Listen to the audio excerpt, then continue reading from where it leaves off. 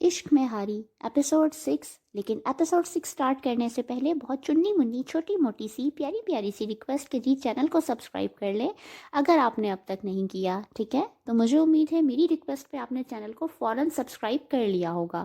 بہت شکریہ۔ آخر وہ منحوس ماں بیٹی گئی کہاں؟ شہاب کے بندے کتنے دنوں سے فائق کے گھر کی پہرہ داری کر رہے تھے، مگر کوئی خاطر خواہ رزلٹ نہیں ملا۔ کہاں گئی تیری بیوی اور بیٹی؟ بتا۔ شہاب کے قدموں کے پاس فائق لاچار سا بیٹھا تھا۔ یک بیک شہاب چلاتا ہوا اس پر برسا اور جوتے کی ڈھونک اس کی کمر پر ماری۔ وہ بلبلا اٹھا، مجھے نہیں پتا، خدارا مجھے نہیں پتا۔ اب کمینے تو نے 5 کی بجائے 15,000 بھی لے لیے مجھ سے، اور ابھی تک تیری بیٹی بھی میرے ہاتھ نہیں لگی؟ وہ پھنکار کر بولا۔ اب ایک ہی حل ہے، ایک تو اس کے باس پر نظر رکھو، دوسرا تیری میسنی بیٹی کی تصویر اب اخبار میں چھپواؤں گا، اس خبر کے ساتھ کہ تیری بیٹی میری منکوہہ ہے جو پچھلے دنوں کسی نے اغوا کر لی ہے۔ اسے ڈھونڈنے میں میری مدد کریں۔ ایک ایک لفظ وہ چبا کر بولا۔ اور تو جب تک یہاں سے کہیں دفع نہیں ہو جاتا جب تک تیری بیٹی نہیں ملتی۔ شہاب نے کبھی ہارنا نہیں سیکھا تھا۔ وہ پھر سے جبڑے بھینچ کر بولا، تم دونوں کل سے اس کمینے باس کی نگرانی کرو گے، اس کے گھر کا بھی پتہ کرو اور ہر رپورٹ مجھے دو۔ ایسے کیسے غائب ہو سکتی ہیں؟ یقیناً کسی نہ کسی کا ہاتھ اس میں ہے۔ اپنے 2 بندوں کو حکم دینے کے بعد وہ آنکھیں سکیڑ کر بولا۔ داڑھی کھجاتے اس کی سوچ ان دونوں کے گرد ہی گھوم رہی تھی۔ مجھے چھوڑ دو، میں نے تمہارا کیا قصور کیا ہے؟ جہاں تک ہو سکا تمہاری مدد کی۔ فائق پھر منمنایا۔ ابے چپ، گالی بند کرو اس کمینے کو۔ ایک بار پھر اسے ٹھوکر مار کر اپنے بندوں سے فائق کو وہاں سے اٹھا کر ایک کمرے میں بند کرنے کا حکم دیا۔ وہ چیختا چلاتا رہا، مگر شہاب جیسے شفاق انسان پر اس کا کیا اثر پڑنا تھا۔ آقا جی، منسٹر صاحب کو فون آیا ہے۔ وہ کرسی پر اور بھی آرام دہ انداز میں بیٹھتے، پاؤں جوتوں سمیت سامنے موجود ٹیبل پر رکھتے اپنے ریوالور کے ساتھ کھیلنے میں مشغول تھا کہ اس کا ایک بندہ ہاتھ میں فون لیے تیزی سے کمرے میں آیا۔ یہ میں کیا سن رہا ہوں؟ کس لڑکی کے پیچھے ہو تم؟ ایک کڑک آواز فون سے سنائی دی۔ وہ سر جی، بس دل کے معاملے ہیں، وہ ڈھٹائی سے مسکراتے ہوئے بولا۔ دل کو قابو کرو اور کام پر توجہ دو۔ ایسی عورتوں کو ٹشو پیپر سے زیادہ اہمیت نہیں دیتے۔ وہ گرج کر بولا۔ ارے سر جی، ٹشو پیپر کو برتنے کا موقع ہی کہاں ملا؟ اب پیاس بجھانے کو کچھ تو تدبیر کرنی ہے نا؟ آنکھ دبا کر اپنی غلیظ گفتگو سے وہ منسٹر کو بور کر رہا تھا۔ اچھا، ابھی سب باتیں دفع کرو۔ وہ جو جلسے کو ناکام بنانے میں میں نے تمہیں کام دیا تھا وہ سب تیار ہے نا؟ یہ نہ ہو کہ لڑکی کے چکروں میں میرا کام بھول جاؤ۔ پیسے وصول کر چکے ہو، لہٰذا ذرا سی لاپرواہی ہوئی تو ایک ایک پائی کا حساب لے لوں گا۔ منسٹر بگڑ کر بولا۔ او سر جی، آپ فکر ہی نہ کریں، ایسی تباہی کرنی ہے اس جلسے میں کہ آپ کا مخالف آئندہ ایسا کرنے کا سوچے گا بھی نہیں۔ اجی ہاتھ ہی عورتوں پر ڈال کر اسے بدنام کرنا ہے۔ وہ پھر سے اپنی شیطانی سوچ پر مسکرایا۔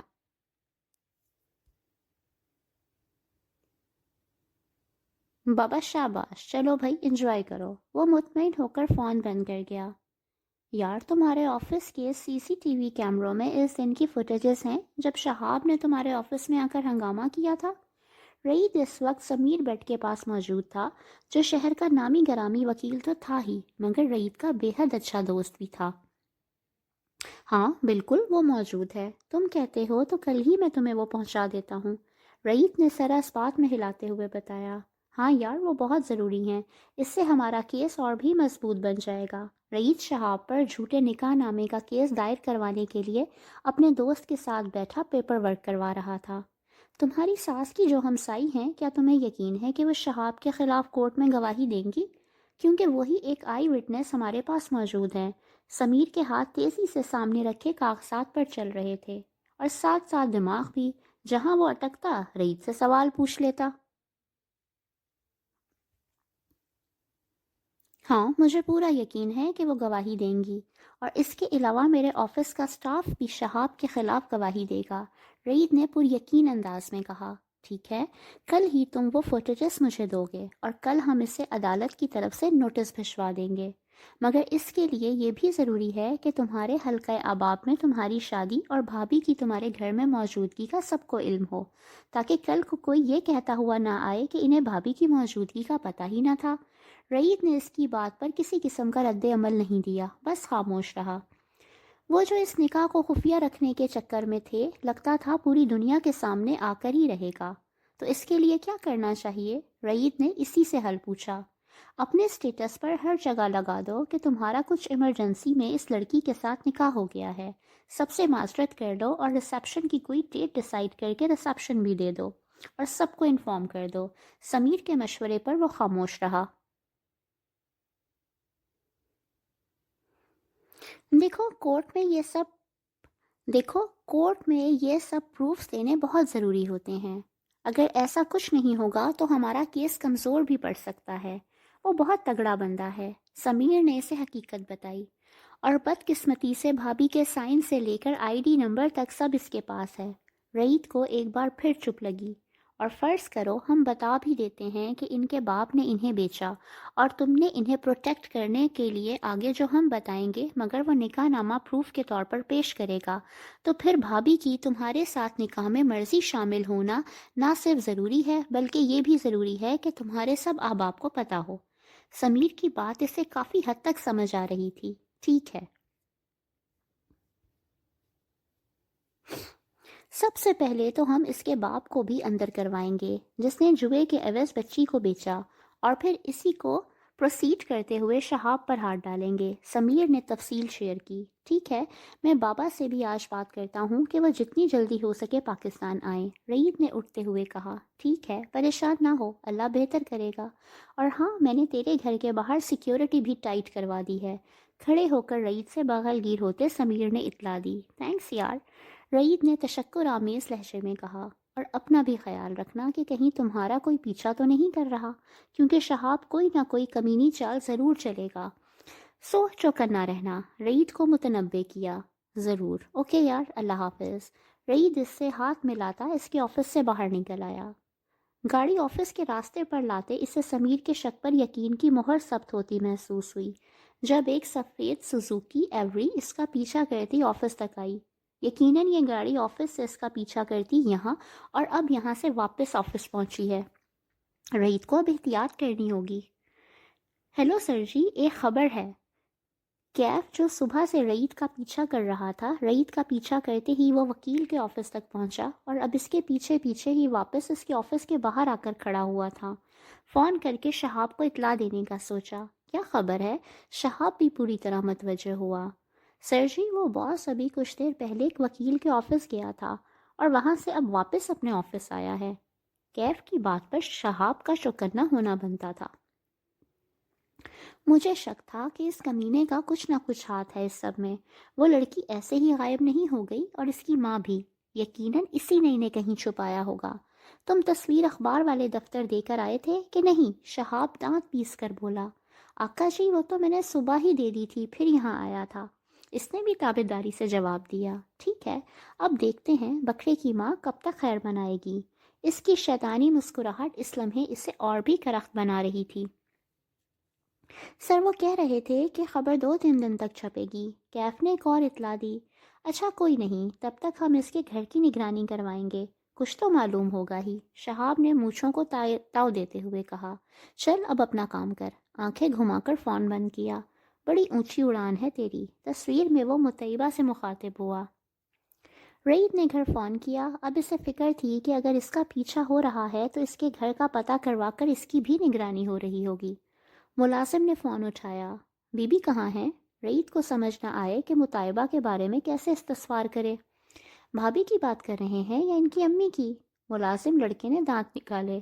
رعید اس کے بھابھی کہنے پر چونکا۔ وہ جو سب کو بتانے کا تہیہ کر رہا تھا اس کے گھر میں، تو اس سب کو پہلے ہی پتا تھا۔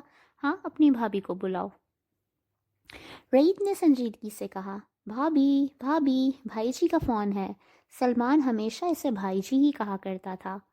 میرے لیے؟ اسے فون سے مطیبہ کی آواز واضح سنائی دی۔ جی جی، اب مجھ سے تو وہ بات کر لیں گے نہیں۔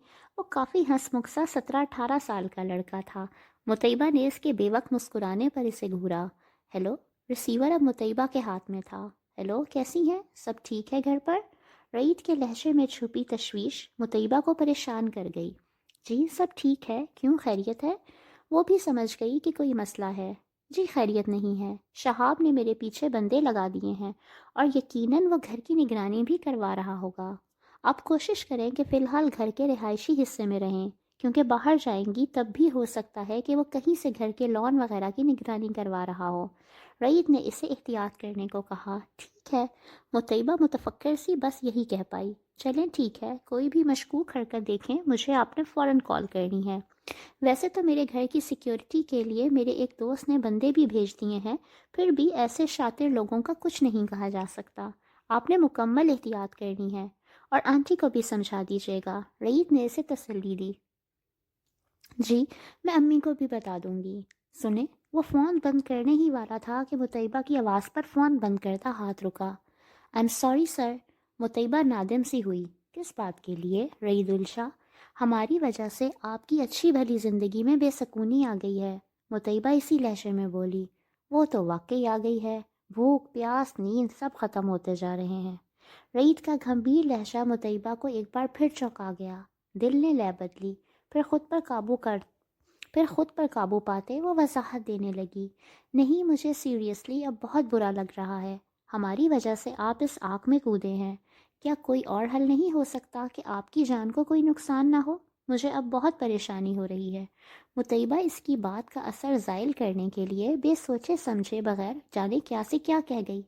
رعید کے چہرے لبوں پر جاندار مسکراہٹ پھیلی۔ آپ کو واقعی میری جان کی پرواہ ہو گئی ہے؟ رعید کے ذو معنی لہجے پر مطیبہ گھبرائی۔ ظاہر ہے آپ میرے محسن ہیں، پرواہ تو ہوگی۔ مطیبہ کی وضاحت پر وہ ہولے سے ہنسا۔ یہ عشق نہیں ہے آسان، بس اتنا سمجھ لیجئے، ایک آگ کا دریا ہے اور ڈوب کے جانا ہے۔ رعید کے واضح اظہار نے مطیبہ کو جامد کر دیا۔ عشق تو خیر نہیں ہے، مگر چونکہ اس آگ میں کود چکا ہوں تو اب تیر کر کنارے تک تو جانا ہی ہے۔ رعید اس کی حالت سے محظوظ ہوتے بات بدل گیا، مگر اس کے لہجے کی شرارت مطیبہ کی دھڑکنیں بے ترتیب کر گئی۔ اوکے، اللہ حافظ۔ گھبراہٹ میں کچھ اور سمجھ نہیں آیا تو بس یہی کہہ کر فون بند کر دیا۔ رعید کتنی ہی دیر اس کی حالت کو انجوائے کرتا رہا۔ سر جی، اس وقت وہ گھر کے لیے نکلا ہے۔ کیف شام میں پھر سے رعید کا پیچھا کرتے اس کے گھر کی جانب جا رہا تھا۔ بس اس کا پیچھا کرو، مگر کوئی کارروائی نہیں کرنی، کیونکہ ہو سکتا ہے اس نے اس لڑکی اور اس کی ماں کو اپنے پاس نہ رکھا ہو، کہیں اور آگے بھیج دیا ہو۔ جب تک ہمیں یقین نہیں ہو جاتا کہ وہ یہیں ہے، ہم کوئی کارروائی نہیں کریں گے، شہاب نے اسے سمجھایا۔ ٹھیک ہے آقا جی۔ کیف خاموشی سے اس کا پیچھا کر رہا تھا۔ رعید انجان نہیں تھا، وہی گاڑی اس وقت پھر اس کے پیچھے تھی۔ آفس سے نکلتے وقت اس نے اپنی لائسنسڈ آفس سے نکلتے وقت اس نے اپنی لائسنسڈ گن لوڈ کر کے اپنے ساتھ رکھ لی تھی۔ یونی کے دنوں میں اس نے نشانہ بازی کی کافی پریکٹس کر رکھی تھی، باقاعدہ مقابلوں میں بھی حصہ لیتا رہتا تھا، اسی لیے اس کا نشانہ کافی اچھا تھا۔ گھر کے باہر پہنچا تو 4-5 وردی میں ملبوس جوان اس کے گھر کی پہرہ داری پر موجود تھے۔ رعید کی گاڑی رکتے ہی سلیوٹ کیا۔ رعید نے گاڑی سے باہر آ کر ان سے سلام دعا کی، پھر گاڑی میں واپس بیٹھ کر گاڑی گھر کے اندر بڑھا لے گیا۔ گھر میں داخل ہوا تو مطیبہ اور رفیہ دونوں کو کچن میں کام کرتے دیکھا۔ السلام علیکم، آپ دونوں یہاں کیوں ہیں؟ وہ حیرت سے انہیں دیکھ کر پوچھ رہا تھا۔ وعلیکم السلام، جیتے رہو بیٹا۔ بس بیٹا آرام کر کر کے تنگ پڑ گئے تھے، سوچا اس بیچارے کچن کا ہی کچھ کام آسان کر دیں۔ کک کا ہی کچھ کام آسان کر دیں۔ رفیہ محبت سے اس کے سلام کا جواب دے کر بولی، آپ باہر آئیں، یہ پہلے ہی نکما ہے، آپ دونوں نے اسے اور بھی نکما بنا دینا ہے۔ وہ رفیہ کو کندھوں سے پکڑ کر باہر لاتے ہوئے بولا، ارے ارے اچھا چلو، پر مطیبہ کو یہیں رہنے دو۔ رفیہ نے اس کے زبردستی کرنے پر ہار مانتے ہوئے کہا، اور اس کے ساتھ کچن سے باہر آ گئیں۔ میں آج وکیل کے پاس گیا تھا۔ رعید انہیں اپنے سامنے والے صوفے پر بٹھا کر خود بھی ان کے مقابل بیٹھتے ہوئے بولا، اور پھر ساری تفصیل انہیں بتائی۔ اللہ اس مشکل سے ہمیں نکالے۔ بیٹا جیسا تمہارا وکیل کہتا ہے ویسے کرو، مجھے تو کچھ سمجھ نہیں آ رہی ان باتوں کی، بس دل کو دھڑکا لگا رہتا ہے کہ وہ کمینہ انسان پھر دوبارہ نہ آ جائے۔ رفیہ پریشان ہوئی۔ اتنی دیر میں مطیبہ چائے بنا کر لے آئی، سینٹر ٹیبل پر ٹرے رکھی۔ آپ کیا کہتی ہیں؟ رعید نے اس کی بھی رائے لی۔ مطیبہ کے چہرے پر فقط سنجیدگی تھی۔ آپ کے لائر کی رائے زیادہ مقدم ہے، ہمیں تو ان باریکیوں کا نہیں پتہ۔ رعید کو کپ تھماتے نگاہیں نیچی رکھتے ہوئے بولی، ایک کپ رفیہ کو دیا اور تیسرا کپ لیے خود بھی رفیہ کے ساتھ بیٹھ گئی۔ میرا تو خیال تھا کہ یہ سب زیادہ سامنے نہ آئے، مگر جب عدالت تک جائے گا ظاہر ہے تب بھی سب کو پتہ چلے گا۔ پہلے پتہ چل جائے تو بھی کوئی مسئلہ نہیں۔ مطیبہ جان بوجھ کر نکاح کا نام لینے سے کترا رہی تھی۔ یہ سب سے مراد اس کی نکاح ہی تھا، رئیس جان چکا تھا۔ وہ پرسوچ انداز میں بولا، السلام علیکم۔ یکدم آنے والی آواز پر وہ تینوں چونک کر لاؤنج کے دروازے کی جانب متوجہ ہوئے، جہاں موجود شخصیت کو دیکھ کر رعید کے چہرے پر خوشی اور حیرت کے ملے جلے تاثرات در آئے تھے، جبکہ رفیہ کے چہرے پر زلزلے کے آثار تھے۔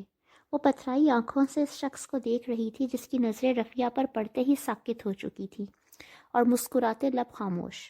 مطیبہ کے چہرے پر صرف اجنبیت کے تاثرات تھے۔ بابا، واٹ اے پلیزنٹ سرپرائز! رعید کا پرکھتا فوراً اٹھ کر ان کی جانب بڑھا، جن کی نظریں صرف رفیہ پر جمی تھیں۔ رعید جیسے ہی ان کے گلے لگا، انہیں جیسے ہوش آیا، محبت سے اس کے گرد بازو باندھے، اس کے چہرے پر پیار کیا۔ آپ نے بتایا ہی نہیں؟ وہ اب بھی خوشی سے تمتماتا چہرہ لیے ان سے شکوہ کر رہا تھا۔ سوچا تھا سرپرائز دوں گا، مگر یہاں تو میں سرپرائز ہو گیا ہوں۔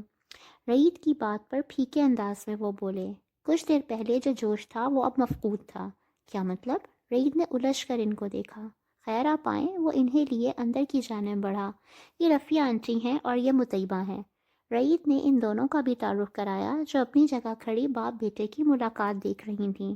مطیبہ نے جلدی سے سلام کیا۔ انہوں نے ہاتھ بڑھا کر اس کے سر پر پیار دیا۔ ماشاءاللہ، بہت پیاری بچی ہے، جیتی رہو۔ مطیبہ جو بس سلام پر ہی اکتفا کر چکی تھی، اگلے ہی پل حیران رہ گئی جب انہوں نے اس کا چہرہ دونوں ہاتھوں میں تھام کر محبت سے اس کے سر پر بوسہ دیا۔ وہ انداز جس کی خواہش وہ اپنے باپ سے کرتی تھی، آج کسی اور کے باپ سے پوری ہو رہی تھی۔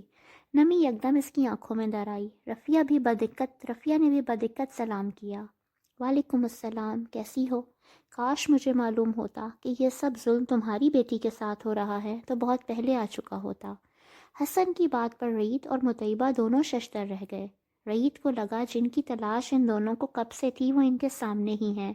کوئی بات نہیں حسن، ہم دونوں دنیا میں شاید ظلم سہنے ہی آئی ہیں۔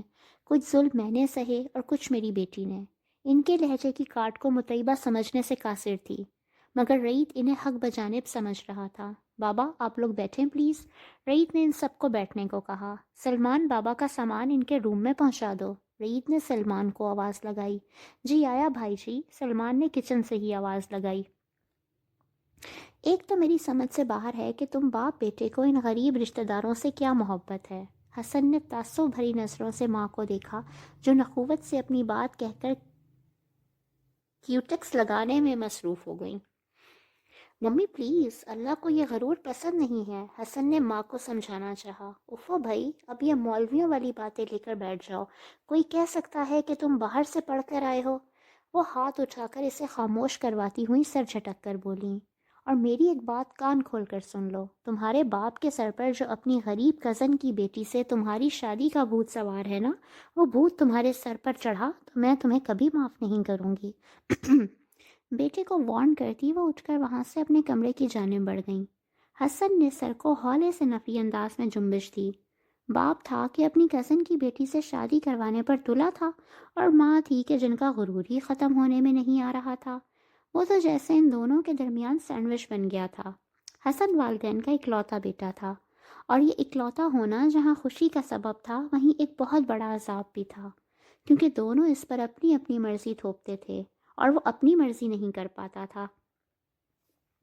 ماں کی خواہش پر باہر پڑھنے چلا گیا، واپس آیا تو قدیر نے اسے بزنس میں اپنے ساتھ لگا لیا۔ اس نے بھی چپ چاپ ان کے بزنس کو مزید بڑھانا شروع کر دیا۔ اس کے والد شروع سے ہی لینڈ لارڈ نہیں تھے، تعلیم حاصل کرنے گاؤں سے شہر آئے تھے۔ پڑھائی ختم کرتے ہی ایک دوست کے ساتھ بزنس شروع کیا اور پھر وہ چمکتا گیا۔ اس کی والدہ مہر بانو نے کسی بزنس ڈنر میں دیکھا اور ان پر دل ہار گئیں۔ قدیر مردانہ وجاہت کا شاہکار تھا، مہر بانو نے کسی طرح انہیں اپنی جانب متوجہ کر ہی لیا۔ خوبصورت تھیں، قدیر نے بھی حامی بھر لی۔ شادی کے بعد پہلی اولاد کے وقت ہی کچھ ایسی پیچیدگیاں ہوئیں کہ وہ حسن کے بعد دوبارہ کبھی کہ وہ رعید ہونا چاہیے، یہاں حسن لکھا ہے کہ وہ رعید کے بعد دوبارہ ماں نہیں بن سکیں۔ اسی لیے اوکے سوری حسن ہی تھا۔ ایسی پیچیدگیاں ہو گئیں کہ وہ حسن کے بعد کبھی دوبارہ ماں نہیں بن سکیں، اسی لیے ساری توجہ حسن پر مبذول تھی۔ قدیر کو کہ گاؤں سے آ گئے تھے مگر پیچھے رہ جانے والے بہن بھائیوں اور رشتہ داروں کے ساتھ مدد کا سلسلہ ہمیشہ قائم رکھتے تھے۔ حسن کے باہر سے تعلیم مکمل کر کے آتے ہی وہ حسن کو لیے گاؤں گئے۔ مہربانوں کو گاؤں کبھی پسند نہیں رہا تھا، وہ قدیر کے ساتھ بھی بہت کم ہی جایا کرتی تھیں، اس بار بھی نہ گئیں، مگر یہ نہ جانا ان کے گلے پڑ گیا۔ قدیر اپنی خالہ کی بیٹی کے گھر اس کی مزاج پرسی کرنے گئے تو اسے معلوم ہوا کہ وہ بیمار ہے۔ ان کی ایک ہی بیٹی تھی رفیہ اور ایک بیٹا تھا ندیم۔ خاوند بھی کافی لاغر تھا، وہ چاہتی تھیں کہ ان کے بڑھنے سے پہلے بیٹی کا گھر بس جائے۔ قدیر کی رفیہ کی ماں سے شروع سے ہی بہنوں والی انسیت تھی، ان کی تکلیف، ان کا رونا قدیر کو برداشت نہ ہوا تو رفیہ کو حسن کے لیے مانگ لیا۔ حسن سے پوچھا تو اس نے باپ کے فیصلے کی خلاف ورزی نہیں کی۔ بات وہیں پکی کر شہر واپس آ گئے۔ گھر آ کر جب مہربانوں کو بتایا تو انہوں نے ایسا طوفان کھڑا کیا کہ حسن کو اس طوفان کے آگے کھڑا رہنا مشکل ہو گیا، مگر قدیر ڈٹ کر ان کا مقابلہ کرتے رہے۔ میں زبان دے آیا ہوں اور زبان سے ہم پیچھے ہٹنے والوں میں سے نہیں۔ تم خود اس بچی کو دیکھو گی تو تمہیں بہت پسند آئے گی، بہت پیاری ہے وہ۔ ان پر مہربانوں کے واویلے کا کچھ اثر نہ ہوا۔ دیکھتی ہے اسے میری جوتی، وہ چلائیں۔ یہ بات یاد رکھنا کہ اس کی شادی میں اگر تم شامل بھی نہ ہوئی تو بھی مجھے کوئی افسوس نہیں ہونے والا،